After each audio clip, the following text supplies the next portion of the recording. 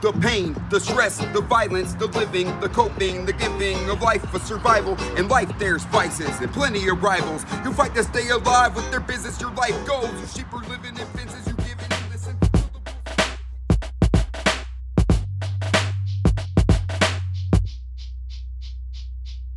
In 2019, we had a guest come in and show us some of his artwork. We started realizing how many people in the shelter have such amazing stories, amazing talent, and a lot of times they were kind of stuck because they're out on the streets. They don't have the resources to get what they need. They're in survival mode. And so with the art collective, we saw them coming in, getting stable. It erased the stigma in a way for a lot of them because it showcased that they have these amazing stories and these amazing talents. And people may not see that until we put their art out there. So the Homeless Art Collective is not just for Interfaith Sanctuary guests. We do special art programs within our daytime programming, but the Art Collective was actually developed with anyone who is in the population without house right now. The brainchild for the Art Collective was in fact a guest at our shelter, so it was inspired by someone who is having to survive right now, but he was able to think about other people in his crisis. I saw the stigma get erased for me when I was doing art on a street corner while flying a sign.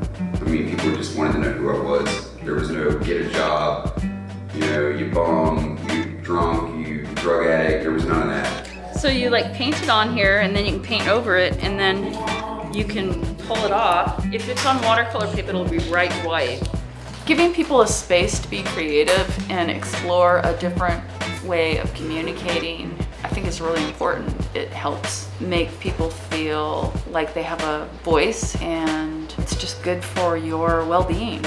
Sometimes when you lose your place, you lose your entire identity. And so you don't even think to say, oh, I'm an artist, I draw, I love music. You just say, oh, I've been homeless for this amount of time. And art connects them back to the things that matter to them inside their home and outside of their home. It allows them to equalize, to be something other. And I love that for them because then they start thinking bigger. Art means everything. It saved my life. It has improved my life. I'm doing the lines on the hair and I'm trying to keep it the same direction as the picture. Do this part. This is his sweatshirt line. It's really light. When Artfort is being advertised, you will be in the advertisement and it will say Chris Alvarez. Okay. I want to do a portrait, a live portrait when I'm there. You never know when you look at a human face what you're going to get. You could read people, stress lines and stuff like that. It's just interesting.